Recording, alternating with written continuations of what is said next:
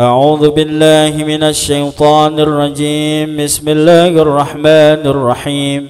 ياسين والقرآن الحكيم إنك لمن المرسلين على صراط مستقيم. تنزيل العزيز الرحيم لتنذر قوما ما أنذر آباؤهم فهم غافلون. لقد حق القول على أكثرهم فهم لا يؤمنون. إنا جعلنا في أعناقهم أغلالا فهي إلى الأذقان فهم مقمحون. وجعلنا من بين أيديهم سدا ومن خلفهم سدا فأغشيناهم فهم لا يبشرون. وسواء عليهم أأنذرتهم أم لم تنذرهم لا يؤمنون. إنما تنذر من اتبع الذكر وخشي الرحمن بالغيب فبشره بمغفرة وأجر كريم.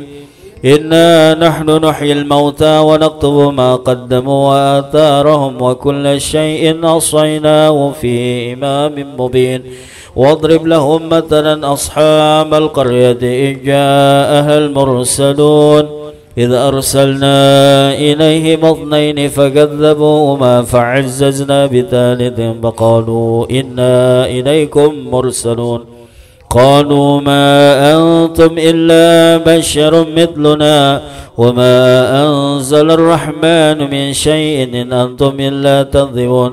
قالوا ربنا يعلم إنا إليكم لمرسلون وما علينا إلا البلاغ المبين. قالوا إنا تطيرنا بكم لئن لم تنتهوا لنرجمنكم وليمسنكم منا عذاب أليم.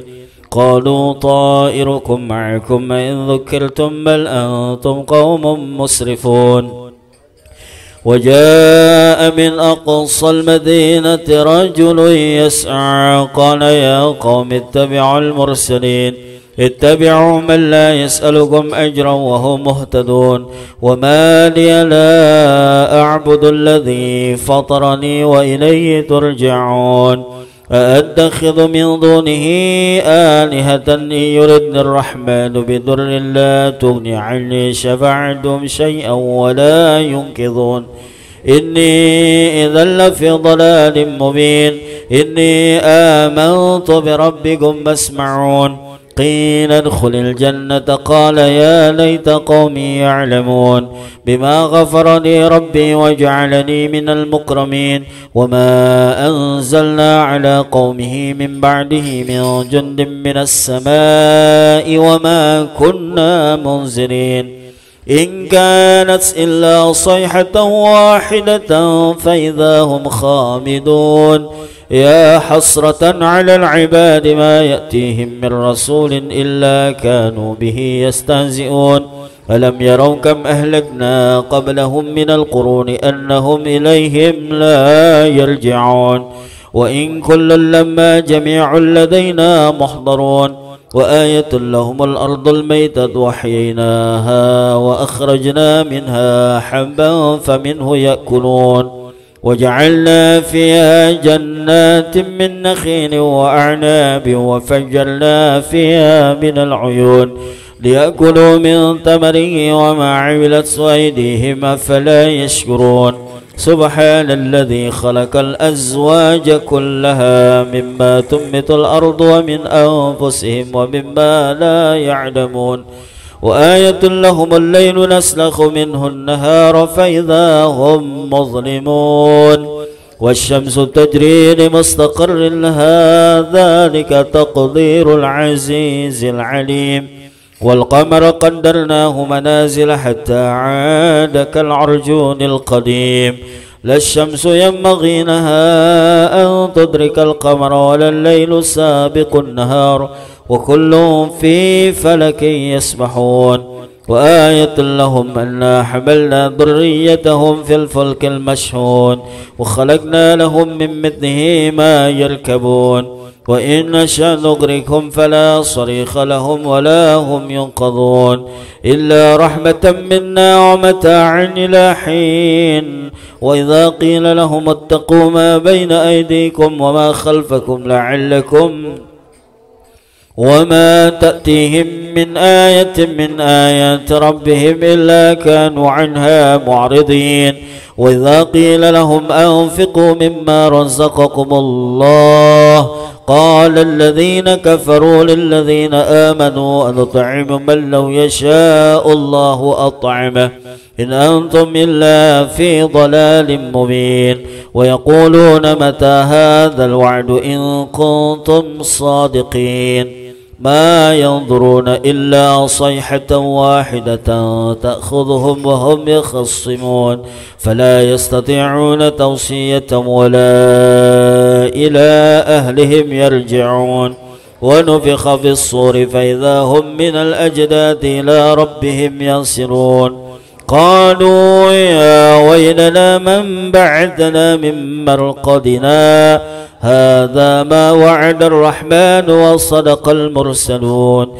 إن كانت إلا صيحة واحدة فإذا هم جميع لدينا محضرون فاليوم لا تظلم نفس شيئا ولا تجزون إلا ما كنتم تعملون إن أصحاب الجنة اليوم في سرر فاكهون هم وأزواجهم في ظلال على الأرائك متكئون لهم فيها فاكهة ولهم ما يدعون سلام قولا من رب رحيم وامتازوا اليوم أيها المجرمون ألم أعهد إليكم يا بني آدم ألا تعبدوا الشيطان إنه لكم عدو مبين وأن اعبدوني هذا صراط مستقيم ولقد أضل منكم جبلا كثيرا أفلم تكونوا تعقلون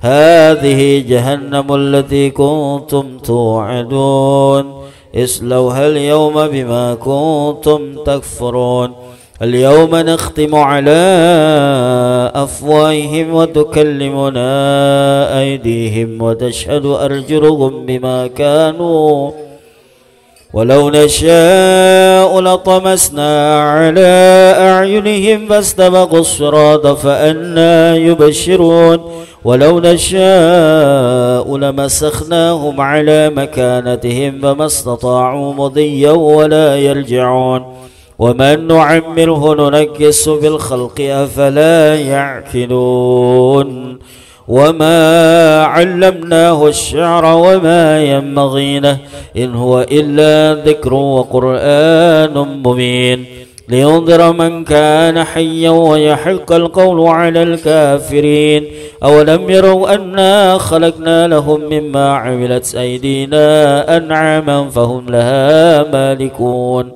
وذللنا لهم فمنها ركوبهم ومنها يأكلون ولهم فيها منافع ومشارب أفلا يشكرون واتخذوا من دون الله آلهة لعلهم ينصرون لا يستطيعون نصرهم وهم لهم جند محضرون فلا يحزنك قولهم إنا نعلم ما يسرون وما يعلنون أولم ير الإنسان أنا خلقناه من نطفة فإذا هو خصيم مبين وضرب لنا مثلا ونسي خلقه قال من يحيي العظام وهي رميم قل يحييها الذي أنشأها أول مرة وهو بكل خلق عليم الذي جعل لكم من الشجر الأخضر نارا فإذا أنتم منه توقدون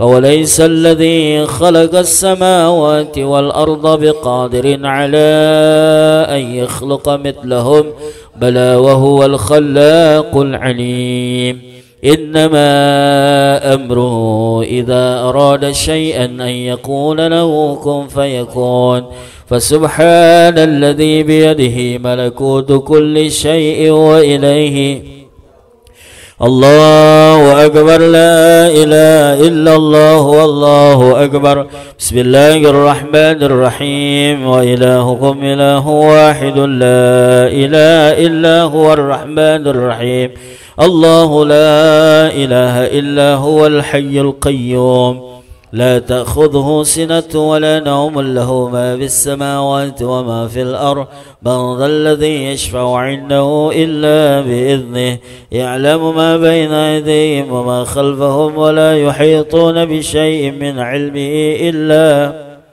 وسع كرسيه السماوات والأرض لا يؤوده حفظهما وهو العلي العظيم آمن الرسول بما أنزل إليه من ربه والمؤمنون كل آمن بالله وملائكته وكتبه ورسله لا نفرق بين أحد من رسله وقالوا سمعنا وأطعنا غفرانك ربنا وإليك المصير لا يكلف الله نفسا إلا وسعها لها ما كسبت وعليها ما اكتسبت ربنا لا تؤاخذنا إن نسينا أو أخطأنا ربنا ولا تحمل علينا إصرا كما حملته على الذين من قبلنا ربنا ولا تحملنا ما لا طاقة لنا به واعف عنا واغفر لنا وارحمنا واعف عنا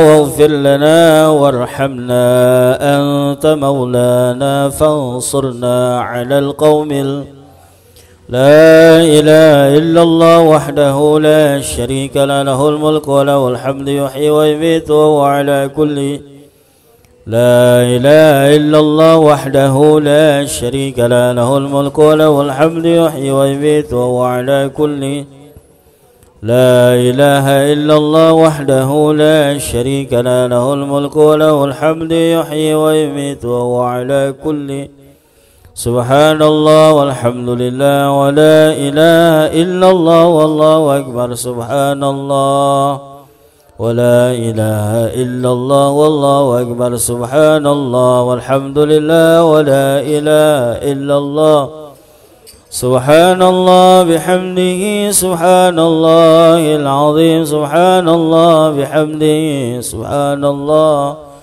سبحان الله بحمده سبحان الله العظيم ربنا اغفر لنا وتب علينا إنك أنت التواب الرحيم ربنا اغفر لنا وتب علينا إنك أنت التواب الرحيم ربنا اغفر لنا وتب علينا إنك أنت التواب الرحيم اللهم صل على سيدنا محمد اللهم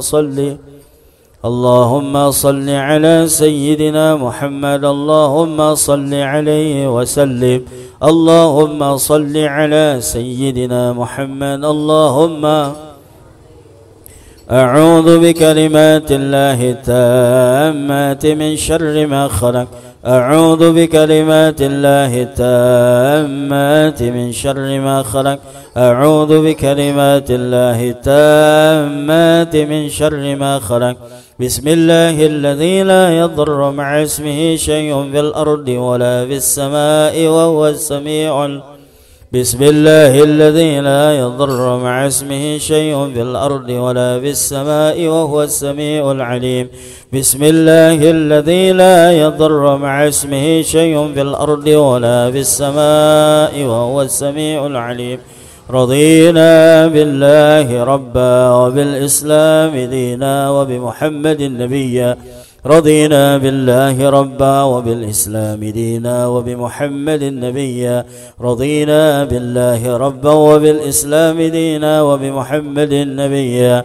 بسم الله والحمد لله والخير والشر بمشيئة الله بسم الله والحمد لله والخير والشر بمشيئة الله بسم الله والحمد لله والخير والشر بمشيئة الله آمنا بالله واليوم الآخر تبنا إلى الله باطنا وظاهر آمنا بالله واليوم الآخر تبنا إلى الله باطنا وظاهر آمنا بالله واليوم الآخر تبنا إلى الله باطنا وظاهر يا ربنا واعف عنا وامحو الذي كان منا يا ربنا واعف عنا وامحو الذي كان منا يا ربنا واعف عنا وامحو الذي كان منا يا ذا الجلال والإكرام. أمثنا على دين الإسلام يا ذا الجلال والإكرام. أمثنا على دين الإسلام يا ذا الجلال والإكرام.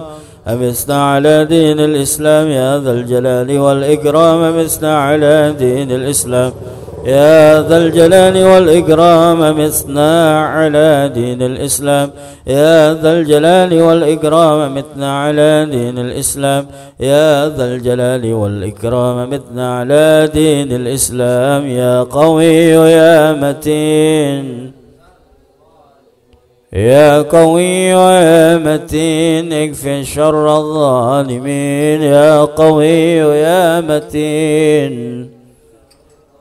أصلح الله أمور المسلمين. أصرف الله شر المؤذين. أصلح الله أمور المسلمين. أصرف الله شر المؤذين. أصلح الله أمور المسلمين. أصرف الله شر المؤذين. يا علي يا كبير يا عليم يا قدير يا سميع يا بصير يا لطيف يا خبير. يا علي يا كبير يا عليم يا قدير سميع يا بصير يا لطيف يا خبير. يا علي يا كبير يا قدير يا سميع يا بصير يا لطيف يا خبير. يا فارج الهم يا كاشف الغم يا من لعبده يغفر ويرحم. يا فارج الهم يا كاشف الغم يا من لعبده يغفر ويرحم. يا فارج الهم يا كاشف الغم يا من لعبده يغفر ويرحم. أستغفر الله رب البرايا من الخطايا. أستغفر الله رب البرايا. أستغفر الله من الخطايا. أستغفر الله رب البرايا. أستغفر الله من الخطايا. أستغفر الله رب البرايا. أستغفر الله من الخطايا. لا إله إلا الله. لا إله إلا الله. لا إله إلا الله. لا إله إلا الله. لا إله إلا الله. إله إلا الله. لا إله إلا الله. لا إله إلا الله. لا إله إلا الله. لا إله إلا الله. لا إله إلا الله. لا إله إلا الله. لا إله إلا الله. لا إله إلا الله. لا إله إلا الله. لا إله إلا الله. لا إله إلا الله. لا إلا الله. لا إله إلا الله. لا إله إلا الله. لا إله إلا الله. إله إلا الله. لا إله إلا الله. لا إله إلا الله. لا إله إلا الله. إله إلا الله. لا إله إلا الله. لا إله إلا الله. لا إله إلا الله. لا إله إلا الله. لا إله إلا الله. لا إله إلا الله محمد رسول الله صلى الله عليه وسلم. وشرف وكرم مجد وعظم رضي الله تبارك وتعالى عن أهل البيت الطيبين الطاهرين وعن أصحاب الأكرمين وأزواج الطاهرات أمهات المؤمنين والتابعين لهم بإحسان إلى يوم الدين وعلينا معهم وفيهم برحمتك يا أرحم الراحمين. بسم الله الرحمن الرحيم. قل هو الله لم يلد ولم يولد ولم يكن له كفوا أحد. بسم الله الرحمن الرحيم. قل هو الله أحد لله الصمد لم يلد ولم يولد. بسم الله الرحمن الرحيم. قل هو الله أحد لله الصمد لم يلد ولم يولد ولم يكن له كفوا أحد. الله أكبر. لا إله إلا الله. بسم الله الرحمن الرحيم. قل أعوذ برب الفلق من شر ما خلق ومن شر غاسق إذا وقب ومن شر النفاثات في العقد ومن شر حاسد إذا حسد. الله أكبر. إلا الله والله أكبر. بسم الله الرحمن الرحيم. قل أعوذ برب الناس إله الناس من شر الوسواس الخناس الذي يوسوس في صدور الناس من الجنة والناس. الفاتحة إلى روح سيدنا ونبينا وحبيبنا وشفيعنا رسول الله محمد بن عبد الله صلى الله عليه وسلم وعلى آله وأصحابه وأزواجه وذريته وقرابته وأهل بيته وأنصاره ثم إلى روح سيدنا المهاجر إلى الله أحمد بن عيسى وسيدنا الأستاذ الأعظم الفقيه المقدم محمد بن علي بعلي وأصولهم وفرحهم أن الله الكريم يعلي درجاتهم في الجنة وينفعنا بأسرارهم وأنوارهم وعلومهم ونفحاتهم في الدين والدنيا والآخرة ويجعلنا من حزبهم ويرزقنا محبتهم ويتوفانا على ملتهم ويحشرنا في زمرتهم. الفاتحة. أعوذ بالله من الشيطان الرجيم. بسم الله الرحمن الرحيم. الحمد لله رب العالمين.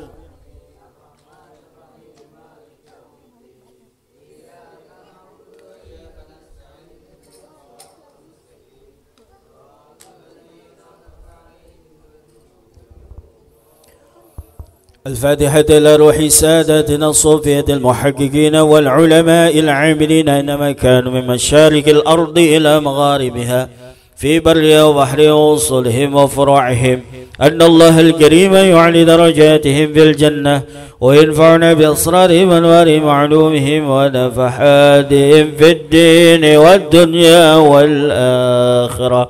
بسم الله الرحمن الرحيم. الحمد لله رب العالمين الرحمن الرحيم. إياك نعبد وإياك نستعين. اهدنا الصراط المستقيم صراط الذين أنعمت عليهم غير المغضوب عليهم ولا الضالين.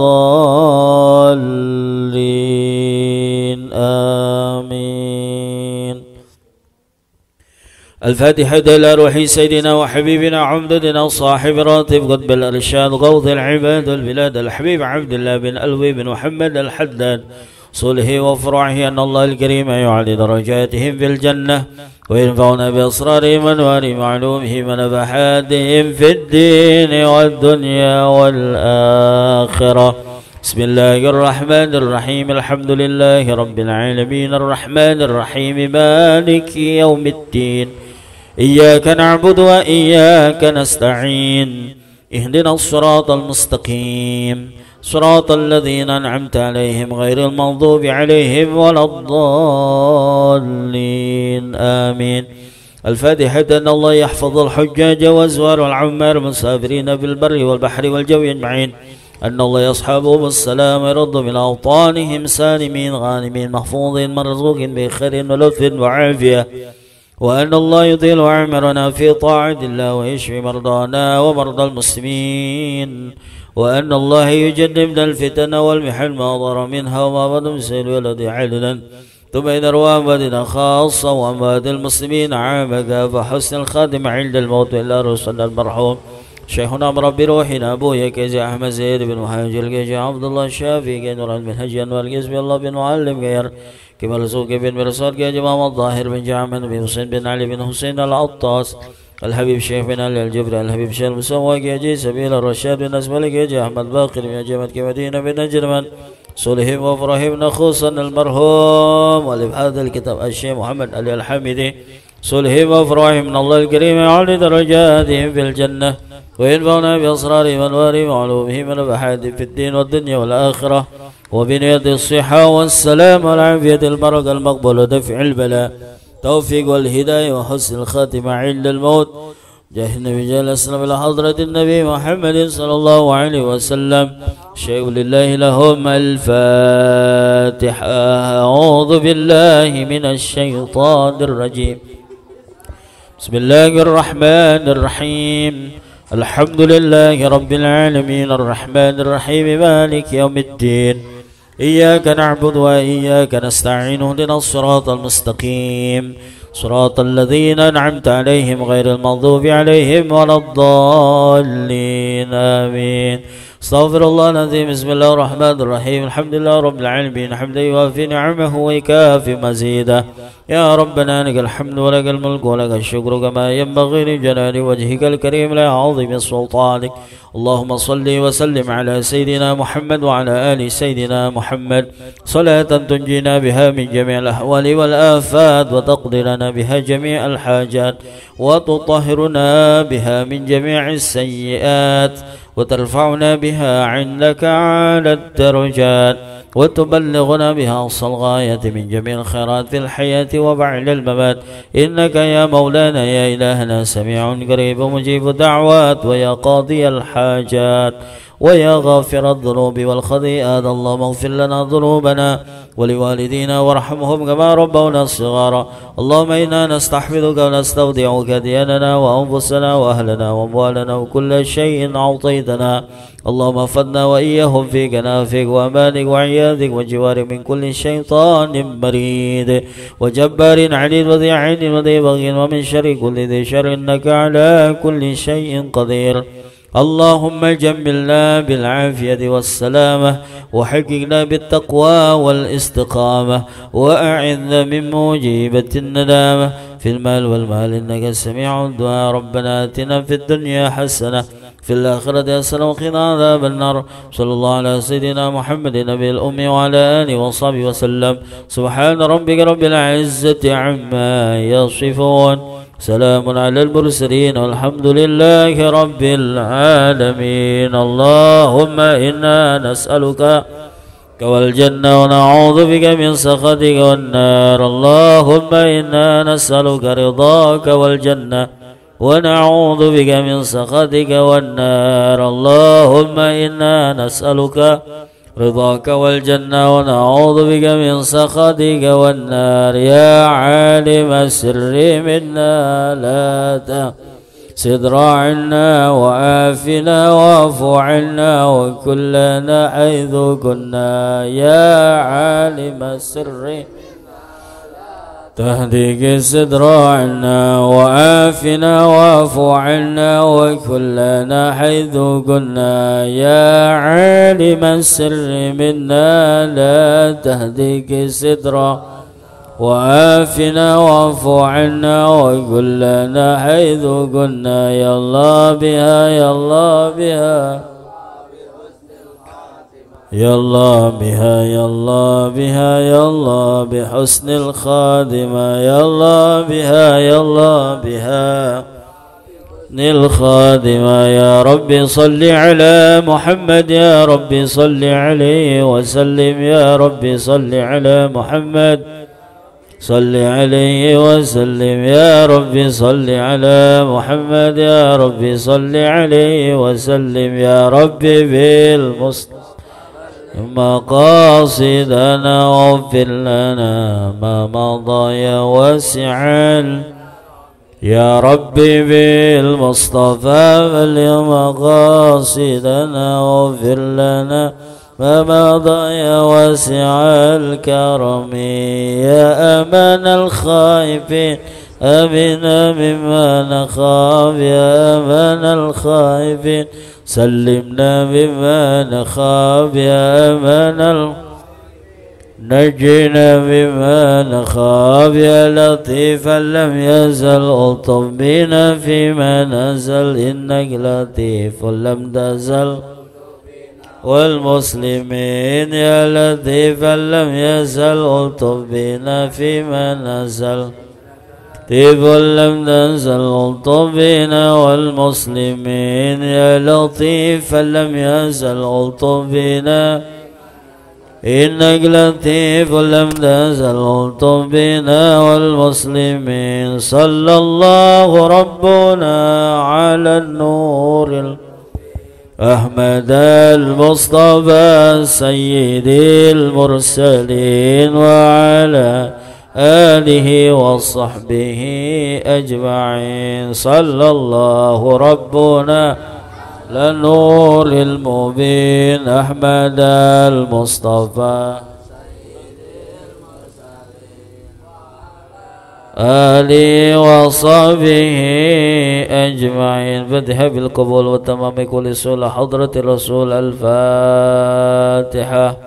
أعوذ بالله من الشيطان الرجيم. بسم الله الرحمن الرحيم. الحمد لله رب العالمين الرحمن الرحيم مالك يوم الدين إياك نعبد وإياك نستعين اهدنا الصراط المستقيم صراط الذين أنعمت عليهم غير المغضوب عليهم ولا الضالين. بسم الله الرحمن الرحيم. الحمد لله رب العالمين والصلاة والسلام على سيد المرسلين سيدنا ونبينا ومولانا محمد وعلى آله وصحبه أجمعين. أما بعد سبحانك لا علم لنا إلا ما علمتنا إنك أنت العليم الحكيم. فرب اشرح لي صدري ويسر لي أمري واحلل عقدة من لساني يفقه قولي واهد قلبي بحق سيدنا محمد صلى الله عليه وسلم. اللهم إنا نسألك الفتوح والمنوح والرسوخ وصلح الجسد والروح وتوبة النصوح. اللهم صل وسلم على نور الأنوار والسر الأسرار وترياق الأغيار ومفتاح باب اليسار سيدنا محمد المختار وآله الأطهار وأصحابه الأخيار عدد نعم الله وإفضاله. Hadirin hadirat, rekan dan rekanita sekalian yang saya hormati dan dimuliakan Allah, ungkapan syukur kita pada malam hari ini di pertemuan yang kedua setelah tawakuf, kita masih diperkenankan oleh Allah untuk berkumpul, bermuajahah dan bersilaturahim untuk melanjutkan pembacaan kitab Adabul Insan fil Islam, dan sekarang sampai pada adab berkunjung. Jadi tentang masalah adab berkunjung ini ada beberapa bagian, ya, akan dibagi kepada 5 bagian. Jadi tentang adab berkunjung nanti akan kita bicarakan dan terbagi kepada 5 bagian. Yang pertama, kepentingan berkunjung. Yang kedua, adab berkunjung menurut Islam. Yang ketiga, adab berkunjung menurut adat yang baik. Yang keempatnya, keterangan Al-Quran tentang berkunjung. Dan yang kelimanya, keterangan daripada hadits Nabi SAW tentang masalah berkunjung. Nah, kepentingan berkunjung itu adalah bahasa Arabnya ziarah. Jadi kalau kita ziarah itu namanya berkunjung. Jadi kalau kita ke kuburan itu ziarah sama seperti berkunjung kepada orang yang sudah meninggal dunia. Jadi kalau kita datang aja ngucapin assalamualaikum ya ahlad diyar, itu sudah berkunjung, sudah berziarah namanya. Kalau kita baca yasin, kita baca zikir, kita bersolawat di kuburan, itu kita bertawassul. Ya, jadi berkunjung dan bertawassul. Jadi bahasa Arabnya berkunjung adalah ziarah, ya, ziarah. Ziarah ini sebagai perantaraan. Apa sih tujuannya kita berziarah nih seperti ini? Tujuannya adalah untuk mempererat dan memperkokoh persaudaraan. Orang kalau jarang ziarah, jarang berkunjung, itu biasanya akan terputus tali silaturahim kita. Nah, maka kita selain memenuhi kewajiban kita kepada Allah, ada namanya berziarah nih, berkunjung, ketemu teman, ketemu sahabat. Seminggu sekali setiap malam Jumat. Kalau tiap malam lain, laki bini kalau tiap malam mah. Ya, jadi seminggu sekali. Jadi untuk memperkokoh persaudaraan, persahabatan gitu. Nah, maka ada satu keterangan kalau sering, ya kalau terlalu sering terkadang bisa menjemukkan, bosan. Dia mulu yang datang. Ya, asal ketok pintu, assalamualaikum, belum assalamualaikum, ketok pintunya aja gue udah diciriin udah. Dia pisan nih, dia lagi nyampe, dia lagi. Tuh, jadi bisa menjemukkan. Ya, dan membosankan, dan terlalu jarang juga nggak bagus juga. Ya, terkadang bisa merenggangkan persahabatan. Nggak ngaji-ngaji nih 11 bulan, kagak ngaji-ngaji, kan jarang namanya. Sangkanya ini marah apa gimana kan gitu. Ini orang biasa ngaji, nggak pernah datang-datang, ya marah udah nih mah, ngambek udah. Makanya jangan ambek digedein, ya. Tai kebo digedein, takut nginjeknya. Ya ini ambek digedein. Ya, jadi orang nih yang model-model begini nih, ya itu namanya memutuskan tali silaturahim. Ya, gitu. Nah, ada satu sabda Nabi Shallallahu Alaihi Wasallam, zurhibban, ya zurhibban tazdad hubban. Zurghibban tazdad hubban, kalau nggak salah begitu. Ya, datangnya rada-rada jarang, nanti akan menimbulkan rasa cinta. Ya, orang nih berdemenan, tiap malam ngancong, buseng deh. Tiap malam datang nih, bosan lama-lama. Ya, bosan nggak? Bosan. Kita berteman nih, pagi sama dia, siang sama dia, sore sama dia, malam sama dia, nginep lagi. Waduh. Ya, lu bosan. Ya gitu. Jadi pendek katanya, ya pendeknya nih dalam masalah berkunjung itu mengunjungi atau ziarah, menziarahi ya sesama manusia. Tuh, jadi tujuannya adalah datang mendatangi, kunjung mengunjungi sesama manusia gitu. Kemudian dapat mempererat persatuan dan menambahkan kecintaan. Ya tadi zurghibban tazdad hubban. Ya, jadi jarang-jarang datang, nanti akan timbul rasa cinta, kangen. Aduh, kemana aja ente? Wah, udah kaya ya? Enggak, masih susah. Gitu. Ya, jadi ada hikmahnya di balik jarangnya kita bertemu dengan teman-teman kita. Sebagaimana kalau menyia-nyiakannya bisa menghilangkan kecintaan persaudaraan dan persahabatannya, bahkan bisa memutuskan hubungan sama sekali.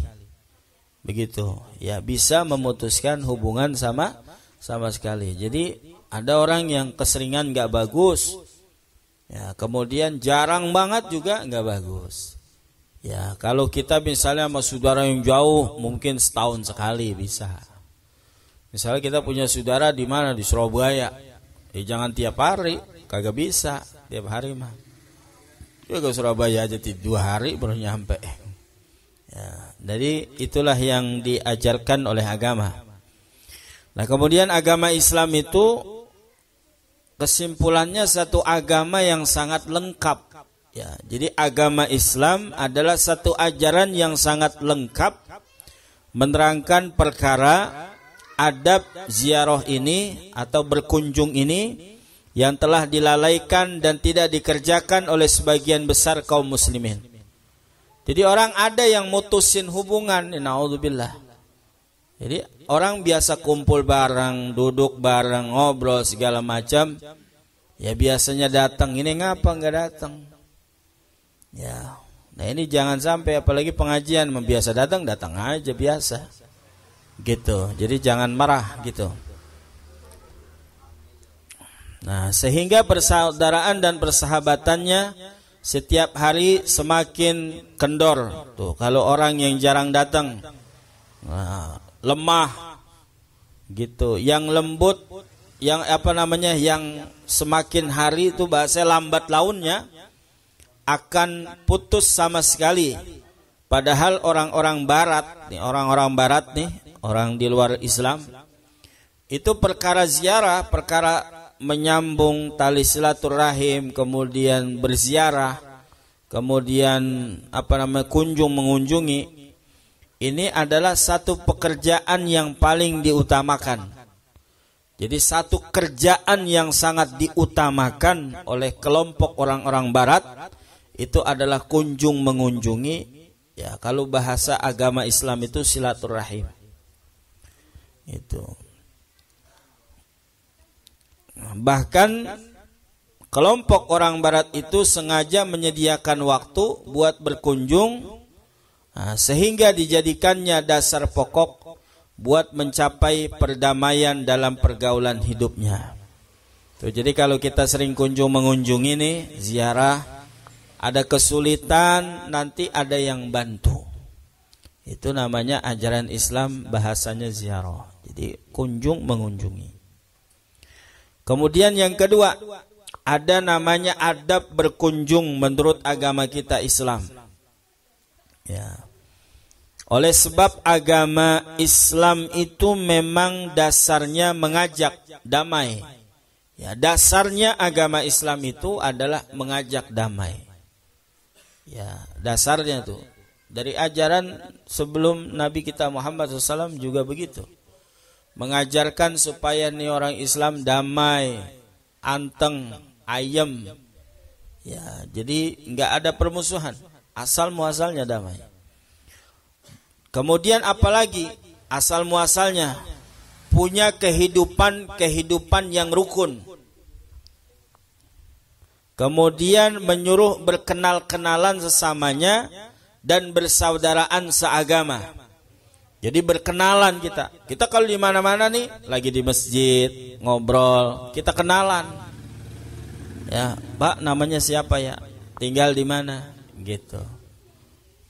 Jadi berkenalan. Jadi nanti akan tambah kita wawasan, tambah teman, tambah saudara, gitu.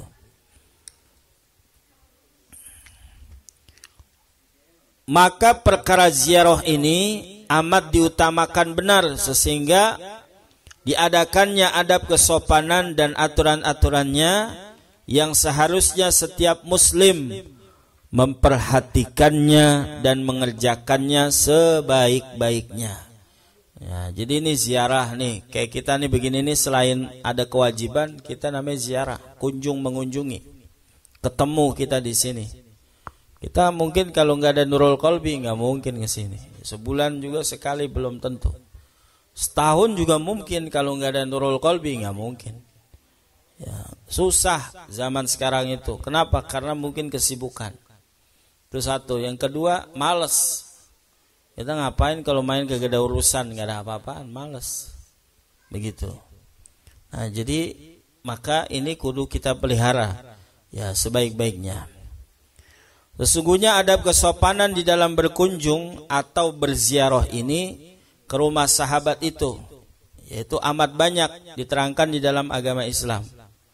Ya, jadi ada satu keterangan di dalam suhufnya Nabi Allah Ibrahim bahwa ada satu kewajiban bagi orang yang berakal itu memiliki waktu, ya, sa'atun yufdi fiha ila ikhwani. Jadi kita disuruh persiapkan satu waktu untuk mendatangi saudara kita. Nah, jadi kewajiban bagi orang yang berakal mendatangi saudara kita, mendatangi sahabat kita, gitu. Silaturahim, berkunjung, ziarah. Tujuannya apa sih? Salah satunya adalah yang dulu mereka itu bisa melihat, ya, alladzina yubsiruna bi'uyubi nafsihi. Jadi nanti kita punya teman, dia akan menilai ya kehidupan kita. Kita nanti dikasih dapat nasihat, yubsiruna, jadi aib-aib kita bisa kelihatan, maksudnya nanti akan dikasih pelajaran oleh saudara-saudara kita. Begitu. Nah, inilah yang diajarkan oleh agama kita. Nah, kemudian di dalam kitab ini dicukupkan dengan menerangkan pokoknya yang sangat penting, yang semuanya ini amat diperlukan atau diketahui oleh setiap orang muslim. Begitu. Apa diantaranya? Ada 6 pokok yang harus kita perhatikan. Yang pertama adalah bahwa jangan seseorang itu mengunjungi sahabatnya pada waktu yang tidak layak menemukannya. Jadi kalau kita berteman nih, datang ke rumah teman kita, ya, datang ke rumah sahabat kita, ketika kita mau mengunjungi, waktu-waktu yang tidak layak menemukannya, seperti di waktu zuhur. Emang lagi mau zuhur, waktu zuhur nih, itu kita datang. Nah, ini jadi ada adabnya. Kemudian yang kedua, ketika pas lagi jam makan siang, kita main pas lagi makan siang nih di rumah dia nih, pasti jam segini. Nah, ini nggak boleh. Ya, usahakan jangan niat begitu. Jadi kita mau silaturahim, jangan lagi pas makan siang dia sama keluarganya, gitu. Kemudian yang mana biasanya itu digunakan buat jam-jam segitu tuh buat istirahat.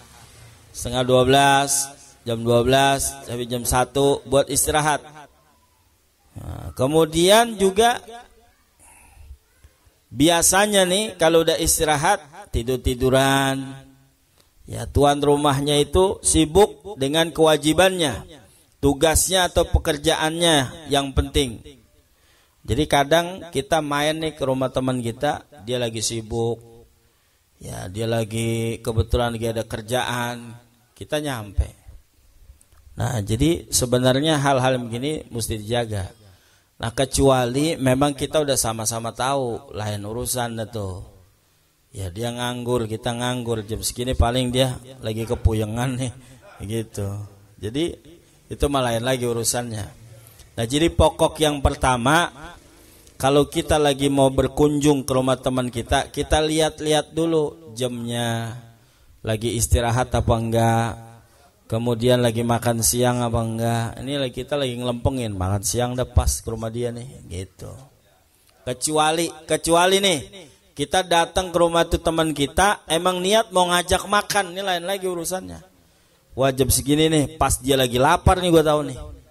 Nah, kita main ke rumahnya, kita boncengin pakai motor, kita makannya di mana. Nah, ini malah lain lagi urusannya. Nah, jadi adab yang model berkunjung-kunjung itu demikian diatur oleh agama kita. Nah, hadirin jamaah sekalian, kiranya karena muqaddimah, ya jadi sedikit saja. Nanti kedua, ketiga, keempat, kelima dan yang keenamnya akan kita lanjutkan di malam Jumat berikutnya. Mudah-mudahan kita semua jangan kendor semangat kita. Usahakan jam 8 udah kita tank mulai pengajian, baca Yasin, nanti sambil menunggu yang lainnya. Dan kalau bisa jangan saling tunggu menunggu. Ya, jadi kita berubah nih. Ya, kita robah yang kemarin jam 9 baru pada nyampe, setengah 10 baru mulain misalnya. Sekarang jam 8 udah kita mulain. Jadi enak, ntar kita selesainya juga nggak begitu malam. Ya, andai kata mau malam, mau santai, juga kita udah menyelesaikan kewajiban kita. Nah, jadi bilangin yang lain, ajak ya supaya mereka mau ngaji, mau kumpul, bersilaturahim, sehingga nanti akan menimbulkan keberkahan buat kita. Kenapa kita ini sulit mulu hidup? Karena emang silaturahim yang begini-gini nih, silaturahim kan sunnah, ngajinya wajib. Jadi sunnah dan wajib kita sambung, kita jadiin satu. Nanti Allah akan kirimkan rizki yang tidak disangka-sangka. Kita baca Fatihah, mudah-mudahan Nurul Qalbi tetap eksis dan jamaahnya juga terus ya mudawamah istiqamah untuk mencari ridha Allah Subhanahu wa taala. Kemudian insyaallah hari Sabtu ya akan ada acara kumpul bareng-bareng, mudah-mudahan berkumpulnya ini menambah atau mempererat tali silaturahim kita di antara teman, sahabat dan yang lain-lainnya. Dan saya harap semuanya bisa ikut. Kita bisa kumpul di sana, ya kita ngobrol-ngobrol aja, ya nggak usah makan lagi ngobrol mah, ya jadi mudah-mudahan ada manfaatnya besar bagi kita. Ala hadhihi wa ala kulli niyatin salihah wa ila hadratin nabi. Al-Fatihah. A'udzu billahi minasyaitonir rajim. Bismillahirrahmanirrahim. Alhamdulillahi rabbil alamin arrahmanir rahim maliki yaumiddin. Iyyaka na'budu wa iyyaka nasta'in ihdinas siratal mustaqim. صراط الذين أنعمت عليهم غير المغضوب عليهم ولا الضالين آمين.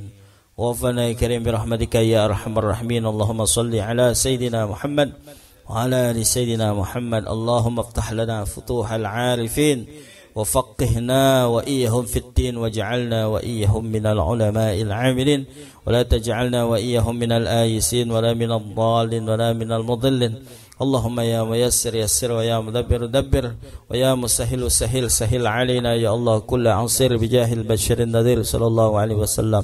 اللهم اجعلنا محبوبا في قلوب المؤمنين وبشرنا وبلغنا بالغنينا 120 سنة فالله خير حافظا وأرحم الراحمين. ربنا آتنا في الدنيا حسنة وفي الآخرة حسنة وقنا عذاب النار. وصلى الله على سيدنا محمد النبي الأمي وعلى آله وصحبه وسلم. Walhamdulillahi Rabbil Alamin. Sekian, mohon maaf lahir dan batin. Assalamualaikum warahmatullahi wabarakatuh.